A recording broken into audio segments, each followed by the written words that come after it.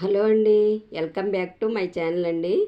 ఈరోజు వీడియోలోని వినాయకుడికి ఎంతో ఇష్టమైన సంకటహర చతుర్థి వినాయకుని పూజా విధానం ఎలాగో ఈ వీడియోలో క్లియర్గా చూపించబోతున్నానండి. ఈ వీడియో ఎక్కడ క్లిక్ చేయకుండా చూడండి, అప్పుడే మీకు ఈ పూజా విధానం అంతా క్లియర్గా అర్థమవుతుందండి. మై ఛానల్ ఫస్ట్ టైం చూస్తున్నట్టయితే సబ్స్క్రైబ్ చేసుకోండి. సబ్స్క్రైబ్ చేసుకోవడం వల్ల నేను పెట్టే ప్రతి వీడియో కూడా నోటిఫికేషన్ ద్వారా మీ ఛానల్కి చేరుతుంది. ఈ వినాయకుడు పూజా విధానం అంతా క్లియర్గా చూపించానండి, అక్కడ క్లిక్ చేయకుండా చూడండి. ముందుగా మనం వినాయకుడికి ముడుపు కట్టాలండి. ముడుపు ఈ సంకటహర చతుర్థి రోజు ఉదయాన్నే తెల్లారుజామునే లేచి స్నానం చేసి అతి పవిత్రంగా ఒక కొత్త టవల్ తీసుకుని దాని మీద 5 దోసులు బియ్యం వేసి తాంబూలం ఒక్క అన్నీ పెట్టి చిల్లర పైసా అన్నీ పెట్టి వినాయకుడు ముడుపు కట్టాలి. ఆ ముడుపు ఎలా కట్టాలో ముందు వీడియోలో ఉందండి. మీకు ముడుపు కట్టడం రాకపోతే ముందు వీడియో చెక్ చేయండి, మీకు క్లియర్గా అర్థమవుతుంది. ఈ పూజ సాయంత్రం సంధ్యా సమయంలో చేసుకోవాలి. పొద్దుటి నుంచి సాయంత్రం వరకు ఏమీ తినకుండా ఉపవాసం ఉంటే మంచిది. పళ్ళు పలహారాలు తీసుకోవచ్చు, భోజనం భుజించరాదండి. వినాయకుడికి ఎంతో ఇష్టమైన ఈ సంకటహర చతుర్థి సాయంత్రం సంధ్యా సమయంలో చేసుకోవాలి. చాలా నిష్ఠతో చేయాలి. మనకి ఎంతో తొందరగా కరుణించే దేవుడు వినాయకుడు. సాయంత్రం ఇలా పూజకన్నీ సిద్ధం చేసుకోవాలి. మన దేవుడు మందిరంలోని ఈశాన్య మూలలో ఈ వినాయకుడిని ఇలా ప్రతిష్ఠించుకోవాలి. మనం ముడుపు కడతాం కదా, ఆ ముడుపు ఈ వినాయకుడి దగ్గర పెట్టి వినాయకుడికి అన్నీ సమకూర్చుకుని పంచామృతాలు ఆవు పాలు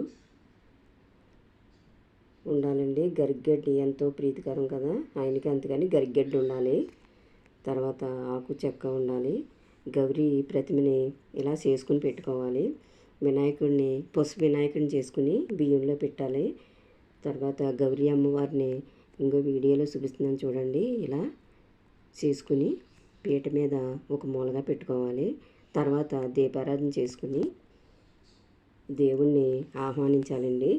ముందు వినాయకుడిని ఈ ముడుపులు మనం ప్రతి నెల వస్తుందండి. ఈ సంకటహర చతుర్థి మన కోరిక ఎలాంటిదైనా సరే కానీ మనం అనుకున్న కోరిక తక్షణం నెరవేర్చే సంకటహారాలను తీర్చే సంకటహర చతుర్థి తప్పక చేసుకోవాలండి ప్రతి ఒక్కరూ కూడా. ముందుగా పసుపు వినాయకుడిని పూజించుకోవాలి. ఇలా 11 సార్లు ఇలా పూజ చేయించాలి. తర్వాత పువ్వులు గంధం ఆవు పాలు అన్నీ వేసి ఆయనకి అర్ఘ్యపాద్య పాదుకాలన్నీ ఇచ్చి పూజించాలి. ముందుగానే ధూపదీప నైవేద్యాలతో ఆయన్ని పూజించి తర్వాత మనకి వినాయకుడి ప్రతిమ ఉంటుంది కదా, వినాయకుడి ప్రతిమని మనం పంచామృతాలతో అభిషేకించాలి. మన దగ్గర ఏమీ లేకపోతే ఆవు పాలతో అయినా అభిషేకించాలి. ముందుగానే వినాయకుడిని ఈరోజు అభిషేకం చేయడం చాలా ముఖ్యమైన పద్ధతి అండి. వినాయకుడికి ఈ పూజలో అభిషేకమే ముఖ్యమైనదండి. ఇలా అభిషేకించాలి. ముందుగానే జలంతో అభిషేకించాలి. మంత్రాలు అవి ఉంటాయండి ఇందులోని, ఈ మంత్రాలన్నీ చదువుకుంటూ ఇలా అభిషేకించాలి. పసుపు వినాయకుడిని ఇలా పూజించిన తర్వాత అక్కడ పెట్టినవన్నీ కూడా వినాయకుడి దగ్గర పెట్టేసి బియ్యం పక్కన పెట్టేసుకోవాలి. పసుపు వినాయకుడిని వినాయకుడి దగ్గర పెట్టేసుకోవాలి. ఈ బియ్యం పక్కన పెట్టేసి ఇప్పుడు మనం ఈ వినాయక ప్రతిమకి ఇలా పంచామృతాలతో స్నానం చేయించాలండి. ముందుగానే నేను ఎండి విగ్రహం ఒకటి తీసుకున్నాను. ఇంకో విగ్రహం వచ్చేసి జిల్లేడు కొమ్మలతో చేసిన విగ్రహం అండి. ఇది కాణిపాకం వెళ్ళినప్పుడు తీసుకున్నాను అక్కడ నేను. ఈ వినాయకుడిని ఇద్దరిని కూడా నేను అభిషేకిస్తాను సంకటహర చతుర్థి రోజు. మా పాప చేస్తుందండి ఈ సంకటహర చతుర్థి, అప్పుడే సంవత్సరం నుంచి చేస్తుందండి. కోరిక ఏదైనా మనం అనుకుని ఇలా పూజ చేసుకుని వినాయకుడి ముడుపు వచ్చేసి మనం కోరిక నెరవేరేంత వరకు ఆ ముడుపులు అలాగే ఉంచుకోవాలి ఇంట్లోని. ఆ ముడుపులకి ధూపం చూపించాలండి ప్రతిరోజుని. ఇలా అభిషేకం అయిపోయిన తర్వాత వినాయకుడికి మెత్తడి క్లాత్తో తుడిచేసుకుని ఇలా గంధం బొట్లెట్టి కుంకుమ అద్దుకుని మనం వినాయకుడి పటం దగ్గర పెట్టేసుకోవాలి ముడుపుల దగ్గర. తర్వాత వినాయకుడికి 21 సార్లు అక్షంతలో పువ్వులతో పూజించాలి. 21 మంత్రాలు ఉంటాయండి ముందుగానే. ఈ 21 మంత్రాలతో ముందుగా పూజించుకోవాలి వినాయకుడికి. ఇలా పువ్వులుంటే పువ్వులు, అక్షింతలు ఉంటే అక్షింతలు వేసుకుంటూ పూజించాలి వినాయకుడిని. చాలా మహిమగల పూజ అండి ఈ పూజ. వినాయకుడికి చాలా సంతృప్తి చెందుతాడు వినాయకుడు. వినాయకుడు అంటే ఇష్టం లేని వాళ్ళు ఎవరూ ఉండరండి. ప్రతి ఒక్కరూ కూడా వినాయకుడిని పూజించుకుంటే మనకు విద్యలో కానీ ఆపదలను దాటించి మన సంకటాలని దూరం చేసే ఆయనే కదా. అందుకని వినాయకుడిని ఈ పూజ జీవితంలో ఒక్కసారైనా ఈ పూజ చేసుకోవాలండి. మీరు కూడా తప్పకుండా చేసుకోండి. ఈ సంకటహర చతుర్థి ప్రతి నెలలో పౌర్ణమిన 4వ రోజు చవితి వస్తుంది కదా, ఈ చవితి రోజు వస్తుందండి. ఇలా 21 సార్లు వినాయకుడు పూజ చేసిన తర్వాత గౌరీ అమ్మవారిని పూజించాలి. తర్వాత వినాయకుడు అష్టోత్తరం చదువుకోవాలండి. చదువుకున్న తర్వాత సంకటహర చతుర్థి గణేశ స్తోత్రం ఉంటుందండి. నారద ఉవాచ ఇది తప్పకుండా చదువుకోవాలి. తర్వాత నైవేద్యం చూపించుకోవాలి. మనం ఏ వండితే అది నైవేద్యం చూపించాలి. ముడుపు కట్టిన వాళ్ళు కోరిక తీరిపోతే ఈ ముడుపు ఇప్పేసి అందులో ఉన్న బియ్యం ఉండ్రాలు కానీ పాయసం కానీ చేసి పెట్టుకుంటే మంచిది. మనం కొబ్బరికాయ ఉంటే కొబ్బరికాయ కొట్టుకుని తాంబూలం మనం చేసిన ప్రసాదం ఇక్కడ పెట్టేసి ఈ ఆరతి ఇచ్చేసి సమర్పించుకున్న తర్వాత ఈ వినాయకుడు పూజలో ముఖ్యమైనదండి కథలు ఉంటాయండి. 3 కథలు. ఈ 3 కథలు కూడా చదువుకోవాలండి. గరికి దాయకంగా ఉండాలండి ఈ పూజకి ముఖ్యంగా. తర్వాత అర్ఘ్యాలు ఇవ్వాలి.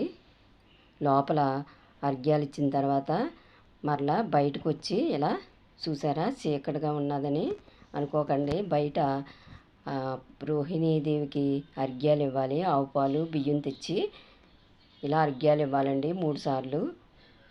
పైకి ఆకాశంలో నక్షత్రాలు కానీ చంద్రుని కానీ చూసి ఇలా అర్ఘ్యాలు ఇవ్వాలి. తర్వాత లోపలికి వచ్చి స్వామివారికి మంత్రపుష్పం సమర్పించుకుని సాక్షాత్ నమస్కారం చేసుకుని స్వామివారి పూజ పూర్తవుతుందండి. నైవేద్యం సేకరిస్తే పూర్తవుతుంది. తర్వాత ఈరోజు సాయంత్రం అలా ఉండిచ్చేసి స్వామివారిని మర్నాడు ఉదయాన్నే మరలా దీపారాధన చేసుకుని క్లుప్తంగా చెయ్యాలి పూజమనేని స్వామివారికి. ఇలా క్లుప్తంగా పువ్వులు గరికె అన్నీ పెట్టుకుని మనం ఏం నైవేద్యం పెట్టినా పెట్టుకుని బెల్లం ముక్కైనా పెట్టి స్వామివారికి పూజ చేసుకోవాలి. క్లుప్తంగా పూజ చేసి అప్పుడు ఆవు పాలు చిలకరించి కొద్దిగాని ఉద్వాసన ఉంటుందండి. ఉద్వాసన మంత్రం చెప్పుకుంటూ స్వామివారిని ఎత్తేయాలి. ఈ స్వామివారిని ఎత్తేసి యథాస్థానంలో పెట్టేసుకోవాలి. ముడుపులు వచ్చేసి దేవుడి మందిరంలో పెట్టేసుకోవాలి. మరలా వచ్చే నెలలో తదియలిన చవితి వస్తుంది కదా, అప్పుడు మరలా పూజించుకోవాలండి. ఈ స్వామివారిని ఇలాగే పూజించాలి. మన కోరిక తీరేంత వరకు ఇలా పూజ చేసుకోవాలండి. కోరిక తీరిపోయిన తర్వాత ఈ ముడుపులు ఇప్పేయచ్చు. మన కోరికలు ఎటువంటిదైనా సరే స్వామివారు తప్పకుండా తీరుస్తారండి. మీరు కూడా ఈసారి ఈ పూజ చేసుకోండి. తప్పకుండా వినాయకుడి దయ అందరిపై ఉండాలని కోరుకుంటున్నాను నేను. ఈ పూజ మేము ప్రతి నెల కూడా చేస్తాము ఇంట్లోని వినాయకుడి పూజ. మీరు కూడా చేసుకోండి ఈసారి. ఈ పూజ వచ్చేసి ఇలా చేసుకోవాలండి. వినాయకుడి కథలు ఉంటాయండి. ఇందులో 3 కథలు. తర్వాత అష్టోత్తరం చదువుకోవాలి. తర్వాత నారద ఉవాచ గణేశ స్తోత్రం ఉంటుంది. ఇది తప్పకుండా చదువుకోవాలి వినాయకుడికి. మనం ప్రతి నెలలో కూడా నేను ఒక్కొక్క ప్రసాదం చేసి పెడతానండి, ఒక్కొక్క రకం. ఈ రోజు వచ్చేసి పాయసం చేశాను. వినాయకుడి పూజ ఇలా చేసుకోవాలి. ఈ వీడియో కనుక నచ్చితే లైక్ చేయండి.